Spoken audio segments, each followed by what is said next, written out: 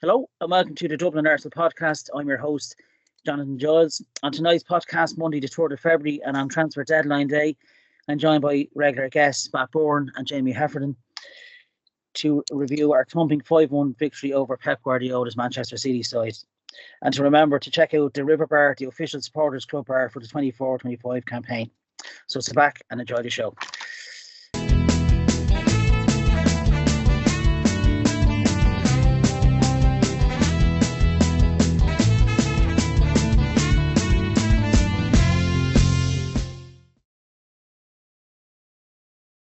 As I said in my intro, I'm joined by regular guest, Arsenal season ticket holder Matt Bourne, who was at the match yesterday. How are you, Matt? I'm good, pal. Very happy, obviously. Yeah, I can see the big grin on your face. Yeah. It's a nice background you have behind you there as well, the old hybrid. Yeah. A nice touch, Matt. Thanks for coming on as always. Good to be here. Matt has his little friend beside him. Is he still there, Matt? So we can say hello. He's down on the ground. He might be later on, yeah. You never know. That's a little treat for transfer deadline day. We leave that to later. Also joined by Corkonian and Arsenal Gooner fan Jamie Heffernan. How are you, Jamie? All good. Buzzing still. Dave.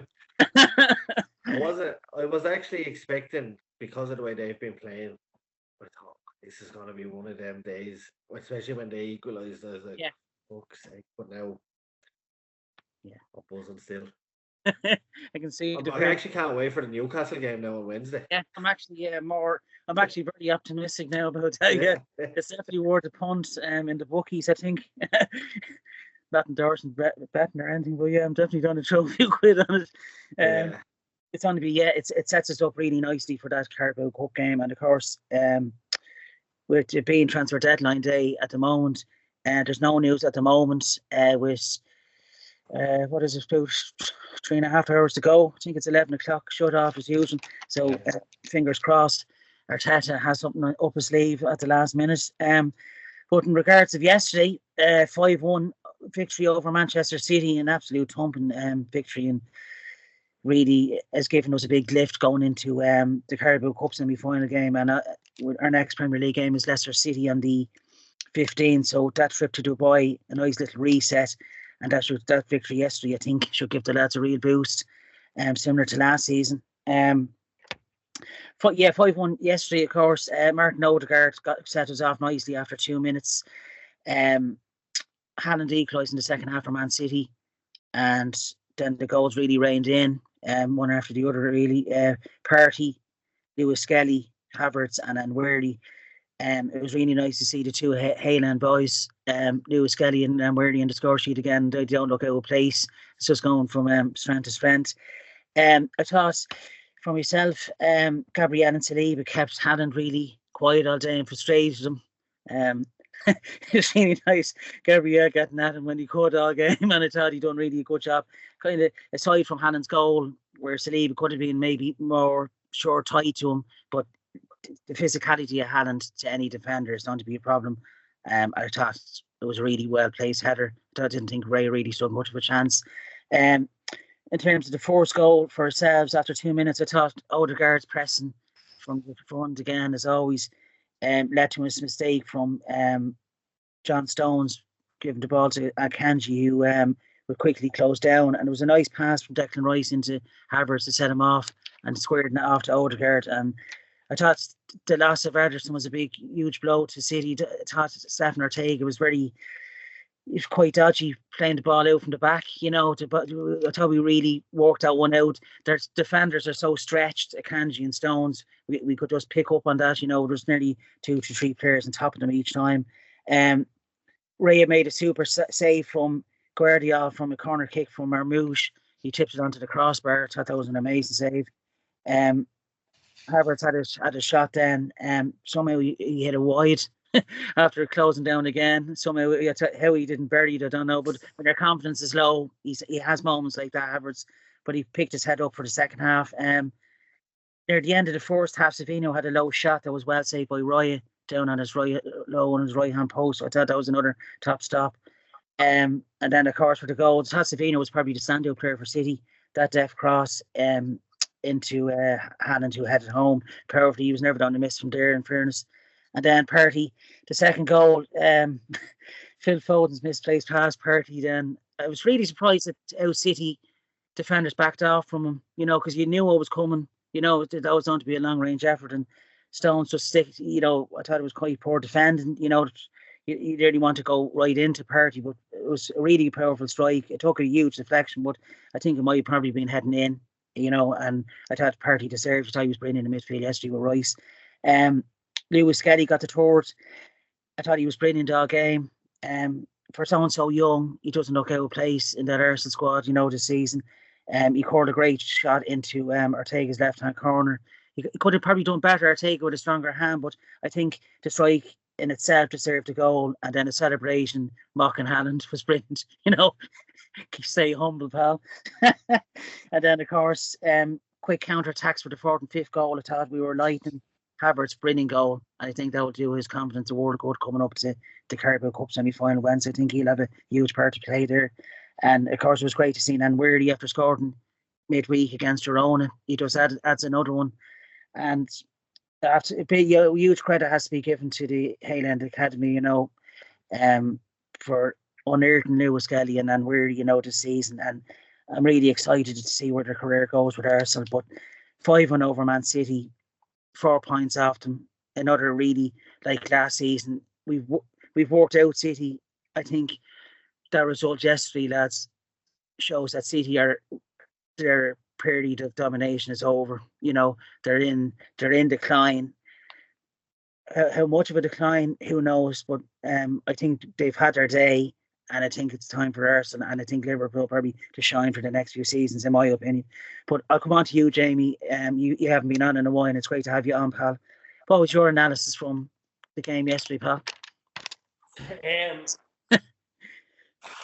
Where do you start?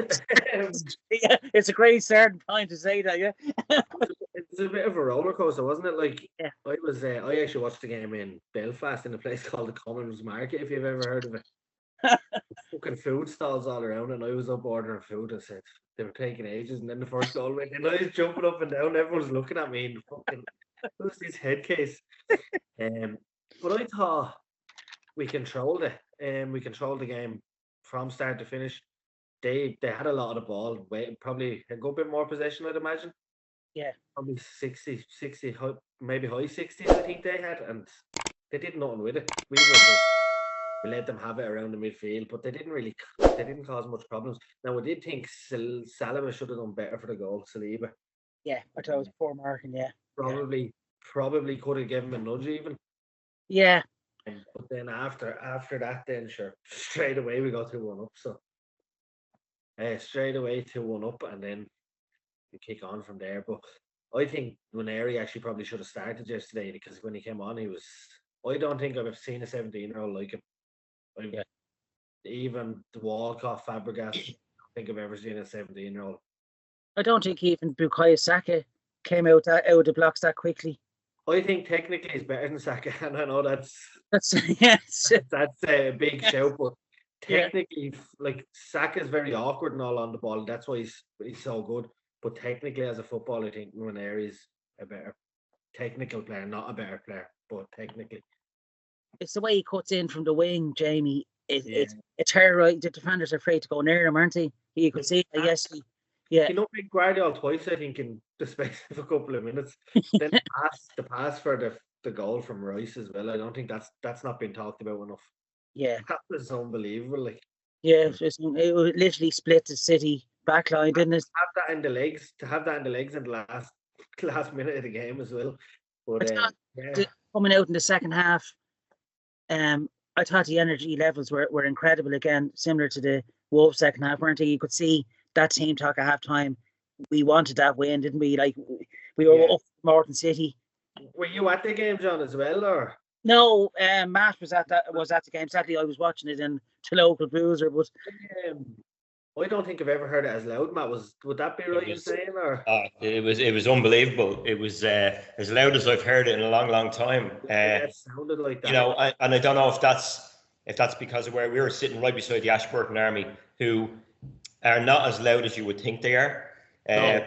But the whole stadium just was bouncing. absolutely bouncing, absolutely electric from the first minute to the last.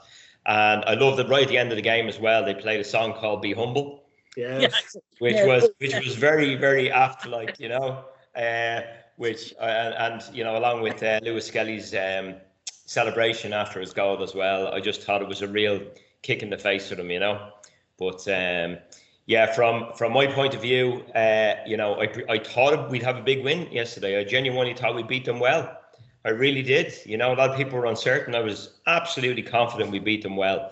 I wasn't expecting a 5-1, but I was certainly expecting a 3-0, 3-1 scoreline. And a lot of people around me, I was talking to a few lads around me, and they were the same. And before the game kicked off, we all thought we'd win. You know, I think it was similar to, I think it was the Newcastle game a couple of years ago that a lot of the lads were at, and we had the game earlier on the season with all the controversy.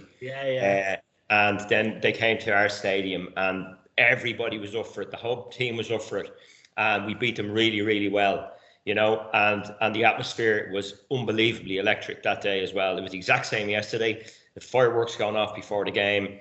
North London Forever blaring out, everybody singing loud, and it was a beautiful thing to see. You know, I absolutely adore going to see my club, and when you go for matches like that and you get that result, makes it all the better. Nothing beats it. Nothing beats it at all. Let me see. Where do we go? Because you know, you've talked about the goals already, Jonathan, and some fantastic finishes, absolutely fantastic finishes. You know, we're all talking about, and I've said it before, you know, I don't think we're set up for having an out and out striker. You know, I think we've got a hell of a lot of players there who are capable of scoring goals. If you've got your out and out striker who's going to get you 25, 30 goals a season, you know, the rest of your team you're going to have a scattering of goals apart from that. We get 10 from here and 10 from there and 12 from here. You know, we actually have the players, and it's the way we're set up. If we all of a sudden get an out and out striker, and you know, we start changing our system to please them, it may not work out. You know, we played lovely football, and you know, I felt bad for Havertz yesterday because I thought he had a phenomenal game, an absolutely brilliant game, and when he missed that chance, you can see his confidence is down. He's not scoring a lot of goals. He's scoring a few goals. He's doing okay, but if he put away, you know, another 20% of his chances, he'd be that goal scorer. You know, but for whatever reason, you know, and I'd say after that miss early on in the game, I'd say he was desperate to score, and I was absolutely delighted when he got that goal at the end because, you know, Martinelli could have gone on himself maybe instead of passing through, because Martinelli is inclined to do that. He's inclined to do too much, and maybe take the shot, it doesn't go anywhere. But when he played through to Havertz took it in very nicely and put a beautiful shot in. So it was fantastic to see. I suppose if we talk about MLS and Winieri, you know, at the end of last season or the start of this season, we were all very upset losing the likes of Smith Rowe and, you know, a lot of the Hale End players. And when you see what's after coming through, my God, it's just unbelievable.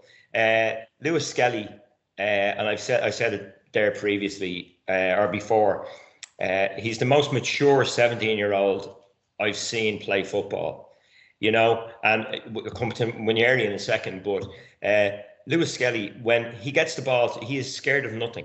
He is scared of nothing. He's not afraid to take on a player. He's not afraid to... Yeah.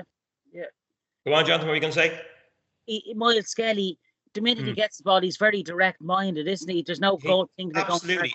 Yeah. But it's a very mature football brain, you know? It's easy for a 17-year-old kid to get the ball and think, you know, he's on this big stage and he's playing for a massive club and, you know, getting all nervous. He has zero nervousness in his game. Zero. You know, he's not afraid of anything. He's not afraid to take anyone on. He's happy to get forward. Like that absolutely beautiful goal he scored yesterday, you know, and you can say the goalkeeper could have done better in that. He buried that ball in the corner and absolutely deserved that moment, considering, you know, only a few months ago, he's on the pitch at Man City and Haaland is saying, "Who the hell are you?" Like, you know, well, that was a good way of saying I'm MLS, you know, and I'm here now, you know. But Winieri the same, you know, you were saying, you know, he's maybe better technically than Saka. I think he is Saka. I think he's exactly Saka. I think he's the exact same. When you watch him on the ball, when he gets the ball out in that wing, he does what Saka does. They might do it slightly differently, and maybe he's got more technical ability. We don't know yet. He's still only 17, but he's an unbelievable. It's an unbelievable problem to have two players like that. You're worried about when Saka comes back. Well, that's it. Saka's gonna get his game. It's an absolute shame that you can't fit the two of them in there. But it really is. But to have that depth there, because on the left you've had Trossard and Martinelli and Sterling coming in now and again, and you've got a few options on that side. We never really had a good option on Saka's side. And I hope when he comes back that when Saka was playing, he was playing week in, week out, week in, week out. He was never rested. He was never given the opportunity to, and he'd limp off in a game and he'd back the next game. He was never getting injured. And we said it in a previous podcast that Saka never gets injured. He's injured now, and it's a great problem. It's a great outlet to have to stick in someone like Ranieri there, who is just unbelievable.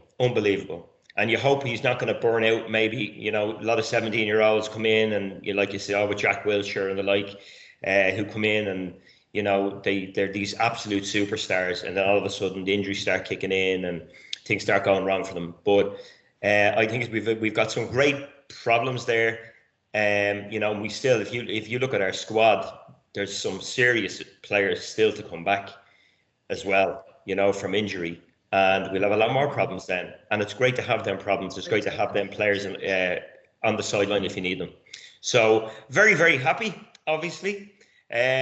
Lovely to go and see a victory like that and maybe get many more of them. And let's just keep chasing. Let's just keep chasing, because I don't even want to think about a title. It's Liverpool's to lose, But hopefully the next time they drop points, which they have done, not a lot, but they have done, but we haven't capitalised on it. And we're after hitting form now where, even the little game against Wolves there last week, we really dug in hard, being down to 10 men. We came out in the second half like we had the 11 men against 10. And we fought. I'd say Arteta said to them at halftime, if you want to stay in this title race, you've got to go out there and perform like you've got the 11. And they did that. And it builds confidence, and it brought us to yesterday where we absolutely trashed the champions. And it was beautiful to see. Yeah, the game we're kind of looking at is February 12th when Liverpool are away to Everton at Goodison Park. And with everything in form now under David Moyes, that won't be an easy fixture, I don't think, for Liverpool. And being the last Merseyside derby, I think Liverpool could be in for a tough game, similar to last season. But they're in such good form, Liverpool. It's going to be a tough one, but you'd be pinpointing that game, and then obviously the game for ourselves in April against Liverpool, and then you can look at it then as, you'd be going into the last 4 or 5 games then as a shootout. Then that would be the ideal situation. But how, Jamie, how impressed were you of Gabriel and Saliba keeping Haaland quiet yesterday? They didn't really give him a sniff aside from the goal. It was great to see, though, wasn't it? Winding them up, and he felt, didn't he? The same as the Etihad as well, because he scored the goal early over in there. I think it was 5 minutes. 5 minutes, and after that it was the same again. Did nothing. Same as last season. They do it all the time. But the two of them are they complement each other so well, because Gabriel is the aggressor, and then you have Saliba, who's just. I think he could run the pitch most weeks with the ball, and it's just the way he glides and the way he puts his body in between players. He's just unbelievable. I think he's the best since Van Dijk in his prime. They're saying now all Van Dijk and Saliba, but I think Van Dijk is he's not anymore who he was. No. But Saliba is absolutely unbelievable. Gabriel, the passion again, and then obviously, and Gary Neville actually came out and said, I think it was very wrong of Gabriel jumping in Haaland's face. Does he not remember that he threw the ball at his head when they equalised? Remembered as well. He threw the ball at his head. He had every right. He should have actually probably then tell him to go get his boot when he tripped him up. It was great. It's a rivalry that you're going to be seeing season on. The best we've had probably since the Invincibles. out easily since the Invincibles, actually. Yeah. I agree with that centre back period, and 100%. Someone said yesterday, I don't know who it was. It was an ex-player said Lewis Skelly came in yesterday and he's the best left back he's seen at the club since Ashley Cole. He said the way he plays. That's a big statement That's to a make. compliment, isn't it? Like, it's incredible. Like, it's really but possibly. But look at the depth we have at the back. I mean, it's unreal. And even when Kiora's come in, he's done a job. But aside from that, we've got Ben White out, we've got Tommy Asu out. Tierney is probably on his way to Celtic this evening, I'd imagine. He's gone. He's staying to the end of the season. Yeah. Is he? Yeah. Yeah, he wants him till the end of the season for the run in. But it's just like we've now, Ben White. When Ben White comes back, Ben will fit back in there somehow. But how do you do it? Do you drop Timber, who's been playing brilliant? Calafiori, who joined, he's come in a couple of times and he's played unbelievably. He scored a couple of really nice goals. How's he going to take Lewis Skelly's position off him? So we've got great problems at the back there, and it's brilliant. It's brilliant to have it. Yeah. Remember looking at, who was it? Somebody who said they were looking at the bench, and we had 4 left backs on the bench.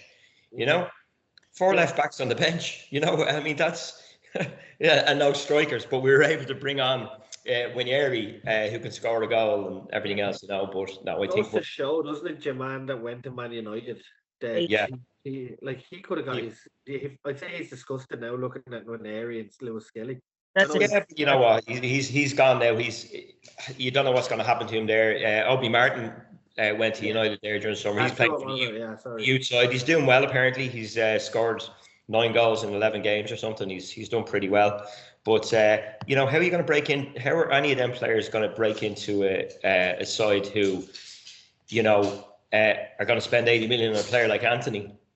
Do you know what I mean? I don't think Amram would be that silly again, lads, in the transfer market. I think that Amram will be probably similar to Arteta. He'll pinpoint players that he needs. I don't think they'd be silly again to be going in 85 million for a player that was really just adapted, I think, to the Dutch league. In fairness, though he scored I think he scored twice.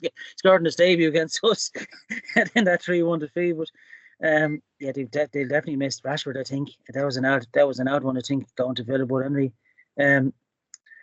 City were really coming into the game. Here he is now, Matt. Who's this new transfer deadline day signing? Do you want to introduce him?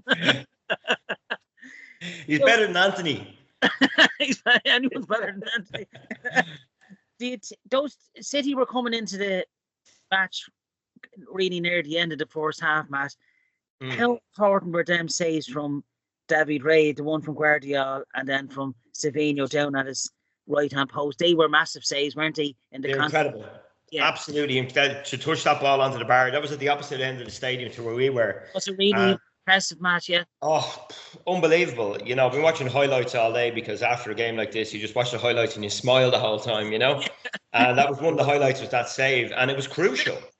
If that went in at that stage, you just don't know what way the game might have gone. But from that point of view, to go up after 38 seconds after the kickoff, after they equalised, to go up and score at the other end, that's the way we were playing yesterday. We were not losing that game yesterday. The way them players set up yesterday, and the passion they had, or the desire they had to beat City after what happened at the Etihad, was, I never doubted it. I knew when Haaland equalised that we'd still win well, but a couple of absolutely crucial saves. Yeah, could have made a big difference. If just before half time or whatever they had to come in level, it might have spurred them on to something better. But David Ray is an amazing goalkeeper. There's still a lot of people who are still kind of annoyed that Ramsdale was ousted so easily by Raya.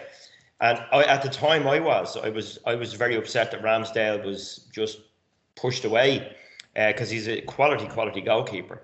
You can't see it now because he's playing for Southampton, and it's very, very difficult for any goalkeeper to come in and look anyway good, But Raya's different class. He's different class. He's just an incredible goalkeeper, and it's them crucial saves, even in the Etihad earlier on the season, when they were bombarding us for the entire second half when we had 10 men, and they bombarded us for the entire 45 minutes.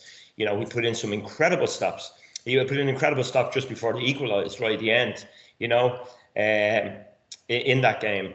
But David Ray is an absolute massive step up. He's, as far as I'm concerned, he's the best goalkeeper in the Premier League. Yeah. And we're very, very lucky to have him. Very lucky to have him. I thought how easy it was, Matt and Jamie, how easy we overran City in midfield, Kovacic and Foden, I thought Rice, Partey and Odegaard, they're really a disjointed team at the moment, Man City. You could see how huge a loss Rodri is. It's like Saka to us, but we've been quite unfortunate, as you said, that we have the likes of Eaton and Weary to come in there, and kind of Saka, he's been missed. But in your opinion, Jamie, do you think Saka's really been a huge loss, or have we covered in? We've covered in quite well, haven't we, since he's been injured? You know what? I think Martinelli is actually okay on the right. He's better on the right. Yeah. He's not himself on the left anymore the way he was when he had Xhaka there. I think Xhaka is a massive loss for Martinelli's. Yeah. And because I think even when Xhaka threw the jersey, I loved him and I still love him. But I think he's a massive loss to the way Martinelli plays. Yeah. I actually think he's improved since he's went on the right, and he's a brilliant cross of the ball, going down and crossing. I don't think, obviously he's been our best player the last 3 seasons, but the lads coming in have, like, they one area yesterday, just goes and does it again in the Champions League. Look, the problem is Arteta's, isn't it, when he comes back, because he's going to have, as Matt said, he has Ben White coming back. Does he come in and replace Timber? And then Saka's going to get back in. But I think Ben White has to come back if Saka comes back, because the two of them complement each other so well. Yeah. I think Saka's not as good with Timber on the right, but with Ben White on that side, I think two of them have to come back together maybe. Yeah. But then you have Timber going on to the left, but you can't take Lewis Skelly out. There's problems all over now, because the two of them are going to be like new signings. So love the market. Yeah. I love that. I love that in January when you say every player's coming back, they're like new signings. Unless Watkins comes in. I see everyone in the supporters club group chat and stuff is saying, Watkins. No, I don't think he's for us enough. He's a proven goal scorer. His link-up play is brilliant, but he's a better finisher than what we have, than anyone we have. He'll get goals. If he came to us, he could finish to get 10 goals between now and the end of the season. That'd be a massive help to us. Yeah, it was a real shock to see actually Aston Villa selling John Duran. He said he wanted to leave yesterday. I think he didn't hand in a request, but he told Emery that he wanted to go because he supports Arsenal. He's an Arsenal fan, and his family apparently are very pissed off about it. But yeah, I take Ollie Watkins in a heartbeat. He's a proven striker since he moved. Even at Brentford, he was a proven striker. But since he moved to Aston Villa, he's your 20 goal a season striker, isn't he? No problem. Even probably more, because the link-up play he get from the likes of Saka, Martinelli on the wings. You'd only have to feed him, and it's to you, actually, to yourself, Jamie. But are you surprised that Arsenal haven't done any January transfer business, or did you have a feeling that the right player wasn't there for us? Nothing surprises me with Arsenal. I would have loved to get someone in, but look, as Matt said, we're not that team that needs a striker, that needs that 20 goal, because then you take goals away from Saka, you take them from Odegaard. Yeah. Are they going to get as many as our front four would together? Are they going to add to that, or are they going to? They could take away from it that kind of way. Could be trying to get them in too much. And we were talking about this yesterday in the pub. Yeah, we were talking about this yesterday in the pub about the Ollie Watkins thing. Yeah. And Eamon made a very good point. He said, what's the point in spending 60 million on Ollie Watkins now and then missing out on your big summer transfer like Sesko or somebody else you're looking at? Like, financial fair play may not let us buy the big signing we want. So are we just bringing in a short-term solution to appease people for 60 million and not having the money to go and spend on the player we actually want in the summer? So I don't believe we need Ollie Watkins. If he comes in, great. I'm happy to welcome him, and I'm sure he'll score a few goals for us. But I don't know. Are you surprised yourself, Matt, at the lack of transfer business? January is always one of those transfer windows where clubs are offloading players that they don't really want, or as Eamon says, it's the summer transfer window is when players really become available. And are you surprised yourself though that we haven't gone after someone even in a loan move, or do you think the player that Arteta is looking for isn't there at the moment? Well, yeah, if you're talking about loan moves, and I know he's out of he's out of form completely, and out of his squad and everything else. But Marcus Rashford wouldn't have been a bad signing for a loan till the end of the season. You're not going to get Ollie Watkins in the loan. You're going to have to buy him. I'm going to spend the money on him.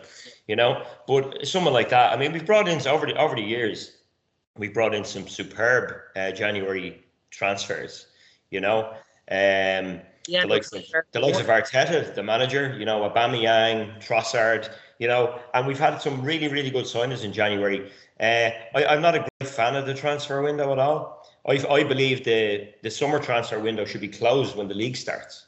I don't believe it should go on I think you should have to make your signings to integrate players into your squad before the season starts.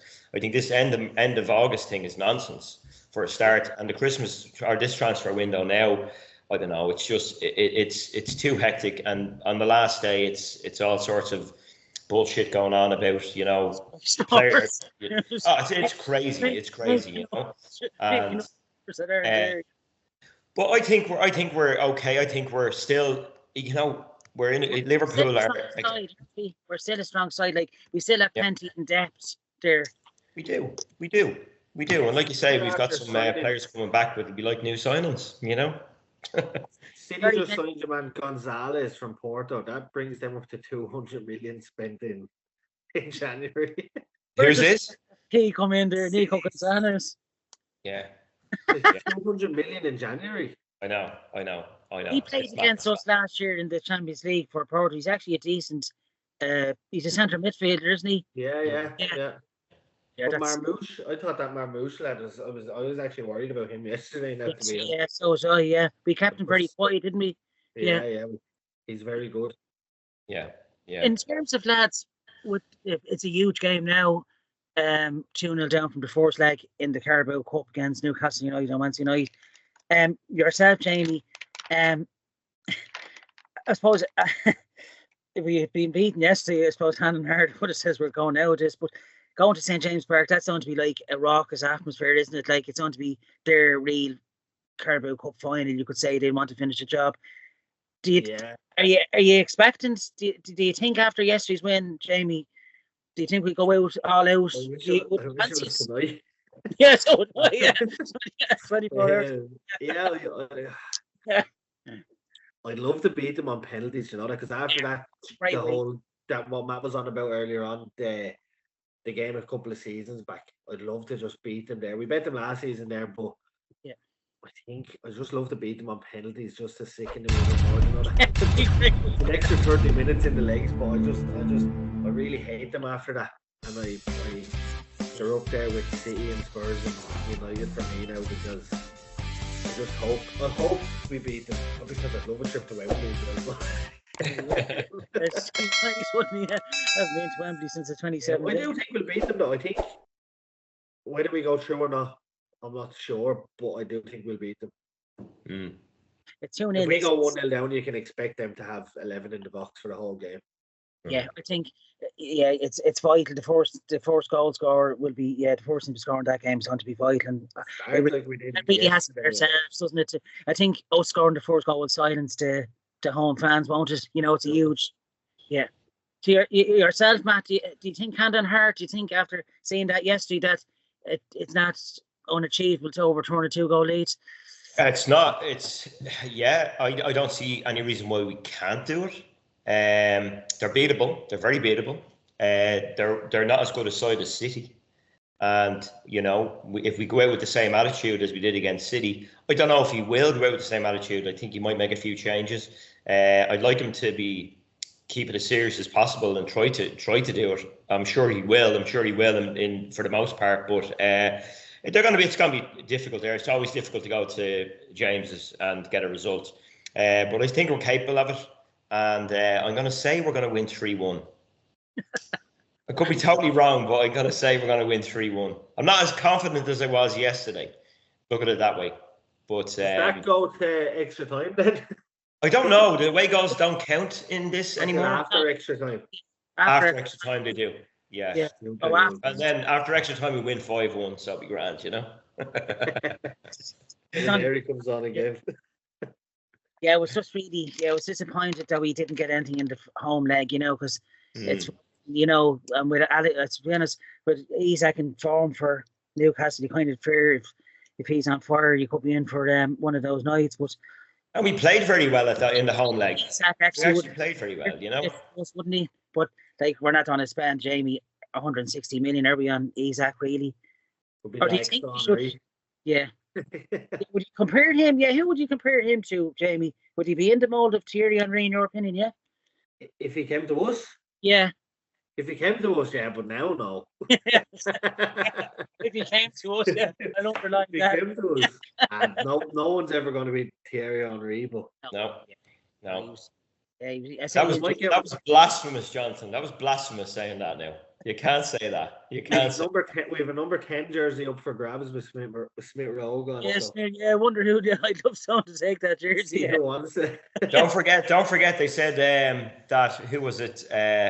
Anthony Marshall was the next Thierry Henry. So let's see how that went. You know, next Christy Brown. Yeah, it would be nice to. I don't think Newcastle will sell Alexander Isak. They'd be mad to. You know, like he's really in form, isn't he? He's finishes his chances really well. He's in one of those purple patches, isn't he? Anything he hits goes in, yeah. But that's a game on Wednesday night. You can check us out in the River Bird in Dublin City Centre, the official home of the Dublin Arsenal Supporters Club. So hey, that'd be a cracking atmosphere. Are you heading in for that yourself, Matt? Possibly. I'll confirm. I'll let you know. It's tough getting in midweek games because I have very early starts in the mornings and stuff, you know. So, but I'll do my best. Yeah, I'll definitely do my best. 100%. That's where you catch the gang. I'm sure there'll be a big crowd nonetheless. Yeah. We're watching it yourself, Jamie. Will you be on a bar stool or somewhere near? I'll be at home. Yesterday, I wasn't even drinking in that place yesterday. I had a pint of Red Bull, and I tell you, I didn't even finish half it because the adrenaline goes through my body anyway. And no, if I'm not at the game, if I'm not at the game, I actually don't like going to the pub to watch it because I just get too emotional. I'd rather watch it in the comfort of the house. Who was your man of the match yesterday? Oh, shit. I thought it was. To be honest with you, it was very hard for me to kind of pick. I thought everyone had an outstanding game, but I think it was to give it to anyone just for the maturity he showed again. Miles Lewis-Skelly, I thought he was just fantastic. That goal summed him up. You know, the confidence that he's in. So I'd probably have to give it to Miles Lewis-Skelly, in my opinion. Yourself, Matt? I would. I had 4 or 5 names there that I thought would be very worthy of it. But I'm going to give it to Trossard. I thought he was exceptional yesterday. Yeah. He absolutely controlled anything he got in the first half. He ran his arse off the whole game. But he was brilliant yesterday, and certainly him. But special mention I thought Kai Havertz was unbelievable as well. You know, he was really, really good. There wasn't a player on the pitch who didn't leave it all out there, to be honest. And you could have mentioned any player, and you could say it's fair enough. But I'll give it to Trossard. Yeah, I think since that goal, since the North London derby for Trossard, he's gone on to another level again. It's like when he burst on the scene in that January transfer window. You know, he's got that level, and that celebration with Havertz, you could just see it's lifted so much pressure off him again, you know, and hopefully that's where he finds his scoring boots again. Jamie, your man of the match from yesterday, bit of a tough one, isn't it? Hardy. Yeah, very good shout actually. Didn't let nothing go by him. Then the goal, obviously, as well. But he's just like, what do they call him? I think I seen Twitter, the octopus. He wraps his body around people. Yeah. He's just, he can't get the ball off me either. I just think he's unbelievable. And I've seen people say, "Oh, let him go to Saudi and all." Maybe the whole scandal that's going on, but he's unbelievable. And when he plays right back, we miss him massively in the middle. Would you say this is probably, Jamie, briefly, do you think this would probably be one of his best seasons to date since he's been literally fit all season. Absolutely, yeah. It's massive for us as well, I think, because he gives Royce that freedom. Because when Royce goes forward, he's like a fucking train, isn't he? He just can't stop him running. He just that goal he took yesterday. You could just see in him he wanted that. You know, he just took hold of that ball, and I think John Stones knew it was coming. You know, he scored fucking bangers as well, doesn't he? Anything he hits is always from outside the box, and you know he's on it. It's like there was a goal against Nottingham Forest in November. He scored, and there was a cracker as well. Yeah. Would you say that as well, briefly, Matt? This is his best season since joining. It's definitely his best season. I don't like what's hanging over him, to be honest. I think it's kind of disrupting to the club. Yeah. And we'll see what transpires with that. But I think he's gone one way or the other. Yeah. And I think we have to move on past him. Yes, he's had a good season, but we need to get past him now. And I wouldn't be averse to maybe throwing Miles Lewis-Skelly in that position. You know, if we get back to full strength and we have a left back that's competing with him, you know, Miles Lewis-Skelly has played in that position before. There's no reason why he can't do it again. So maybe it's a way of fitting him into the fold too. Frees up one of the spots where we have bother with. Whatever case, it does probably possibly look like this is going to be Thomas Partey's last season with us. Yeah, but thinking today, right? Could you play Nwaneri and Odegaard as 2 10s against, say, a home to? I was going to say Forest there, but shit. Yeah. Because against the likes of Brighton or someone at home, would you play Royce in the middle by himself and have Nwaneri and Odegaard? Maybe. Yeah. Look, they're all options. I don't know if it would be. Yeah, maybe. I you know, until they do it, until they try and test it, it's hard to tell how that would work out. But certainly, if Saka was back in as well, it'd give us a hell of a lot of creativity in that area, wouldn't it? Good front five. Yeah. Just play a back one, you know. It is exciting times, and I think we're talking on the Premier League and Champions League and the Carabao Cup. It's going to be pretty interesting end of the season. I think it'll be first to say.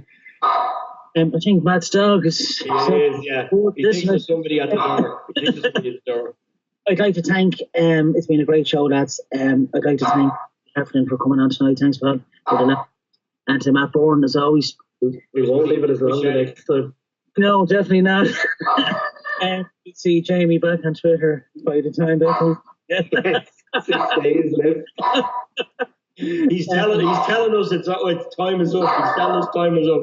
That's a YouTube and on Spotify. He's telling me to get to the airport and pick up the wife. So, thank you. All right, guys, take care.